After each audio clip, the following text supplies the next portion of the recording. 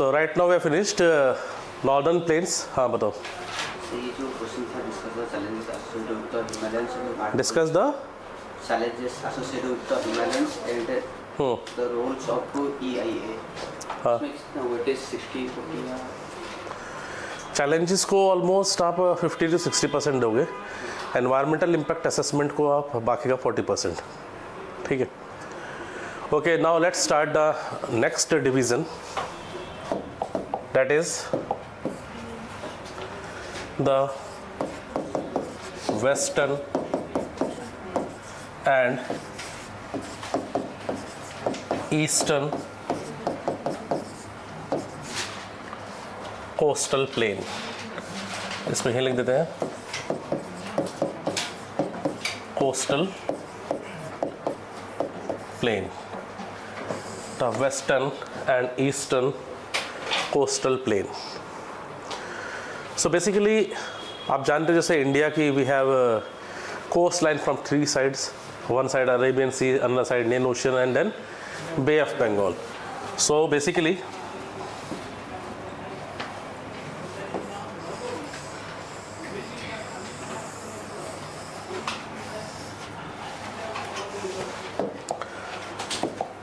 so this is the western coastal plain and this here we have the eastern coastal plain. Western coastal plain को और भी division से divide करेंगे, जैसे कि ये हो गया आपका Kathiawar coast, then here we have the Konkan coast, and then we have the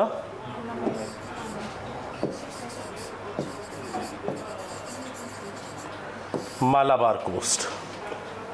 Then we have the Malabar coast. So we have the Kathiawar coast, Konkan coast, then we have the Malabar coast. Right? एक एक करके सारी regions को हम देखेंगे यहाँ पर. Right? Then this side we have the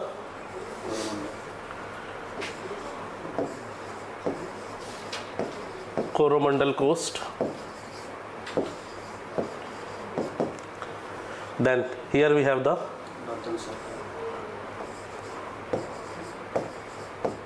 Northern Sarkars, and then we have the Utkal coast. So eastern side की जो coast है basically it is divided into Coromandel coast, northern Sarkar, then Utkal coast. I hope यार clear हो गया, simple एकदम. Right.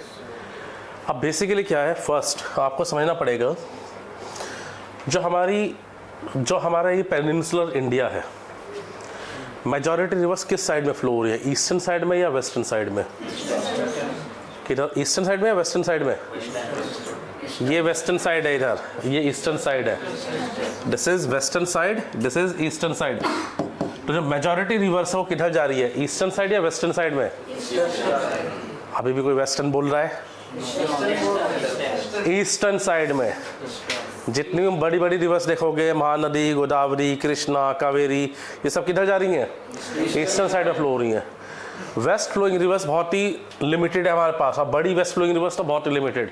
West flowing river में कौन सी हुई यहाँ पर? नर्मदा, तापी, और बाकी जितनी भी रिवर्स इधर है वो बहुत छोटी छोटी रिवर्स है. पेरियार वगैरह सब बहुत छोटी रिवर्स है ये.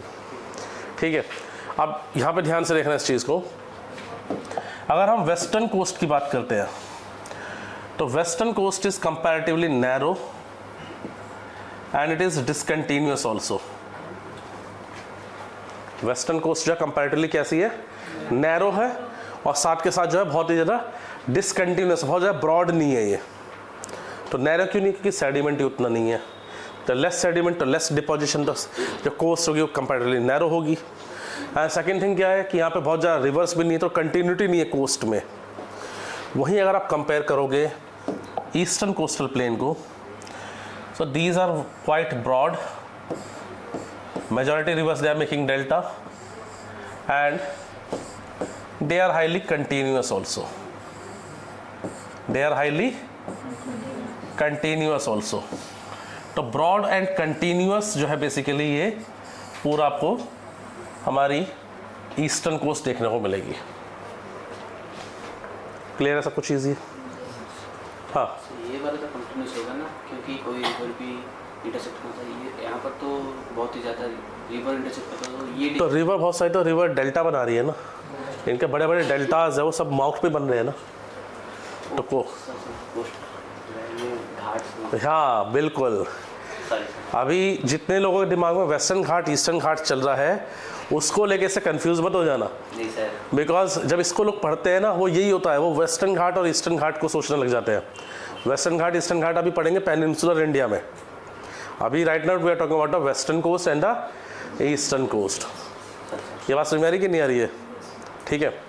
दूसरी चीज़, अब एक बात बताओ, फर्टाइल प्लेन तो ये भी है भाई, सेडिमेंट्स जमा हुए डिपॉजिट रिवर के है ना, और रिवर्स के सेडिमेंट यहाँ पर भी डिपॉजिट हुए हैं।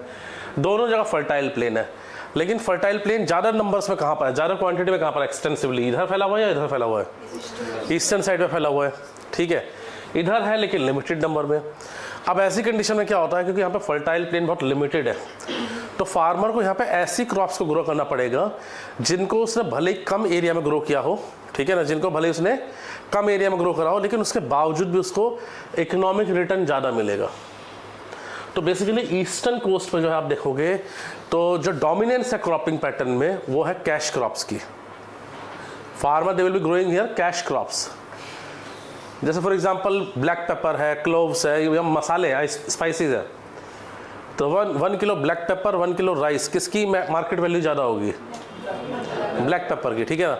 तो यहाँ पे क्या होता है, कैश क्रॉप्स को ज़्यादा ग्रो करना पसंद करते हैं ईस्टर्न कोस्ट के साइड पे। कैश क्रॉप्स में यहाँ पे कैश्यू नट्स भी हो जाएंगे, कॉफ़ी भी हो जाएगी, ऐसी बहुत सारी चीज़ें, कैश क्रॉप्स सारी की सारी यहाँ पर। वहीं जो ईस्टर्न कोस्ट है it is dominated with the cultivation of, कौन सी क्रॉप होगी, वीट या राइस? वीट क्यों नहीं हो सकती? क्योंकि वीट कैसा है, ड्राई क्रॉप है, विंटर क्रॉप है basically.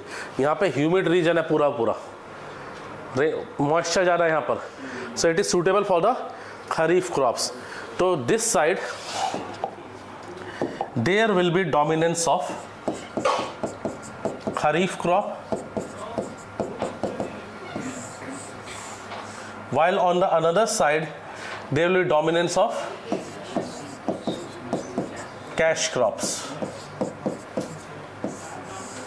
There will be dominance of cash crops. ये समझ में आ रहा है सबको कि नहीं आ रहा चीज़ें? ठीक है। Then if you talk about western coast of India, तो जो western coast of India है it is mainly influenced by southwest monsoon winds. It is mainly influenced by southwest monsoonal winds. वहीं अगर हम ईस्टर्न कोस्ट की बात करेंगे, so eastern coast of India it is influenced by southwest monsoon also, खास तौर पर कोरोमंडल कोस्ट वाला region. And at the same time winters के टाइम पे इधर आएगा कौन सा, north east monsoon. North east monsoon, so this western coast is getting rainfall from both southwest monsoon यानी जो समर वाला मॉनसून है उससे, and it is also getting rainfall from the northeast monsoon। कौन सा, ईस्टर्न कोस्ट। जबकि western coast को जो रेनफॉल मिल रही है it is mainly getting rainfall from the south-waste monsoon. Is that clear? ठीक है। यहाँ पे आप देखोगे वेस्टर्न घाट्स में कई सारे गैप्स हैं, जैसे शेनकोटा गैप, पाल घाट गैप, राइट। तो इनके थ्रू भी जो है मॉनसूनल विंड्स आगे तक पहुँच जाती हैं। So this particular region is basically getting rainfall from both south west monsoon and the north east monsoon. ये क्लियर हो गया सबको चीज़ की नहीं? ऐसे अगर आप बात करोगे इन रीजन्स की रिसोर्सेज के बारे में, तो यहाँ पर जो ये मालाबार कोस्ट है, मालाबार कोस्ट बेसिकली यहाँ पे आपको मोनाजाइट सैंड मिलेगा। क्या मिलेगी? मतलब मोनाजाइट मिलेगा सैंड में, and that is basically important source of thorium basically. तो इकोनॉमिक रिसोर्सेज में भी बहुत ज़्यादा ये रीजन्स रिच है, कोस्टल प्लेन्स। इस रीजन की बात करोगे ऊपर तो ये काठियावाड़ कोस्ट है। यहाँ पे कई जगह पे आपको जो है बड़े बड़े ऑयल रिजर्व्स वाले आइलैंड्स मिलेंगे, जैसे मैंने आपको बताया था आलिया बेट एंड खालिया बेट आइलैंड। तो आलिया बेट खालिया बेट आइलैंड जो है बेसिकली ये जो है क्या है, these are the important reserves of oil. Clear है सबको चीज़? हाँ, आलिया बेट के नाम पे ज़्यादा खुश मत हो, ठीक है। हाँ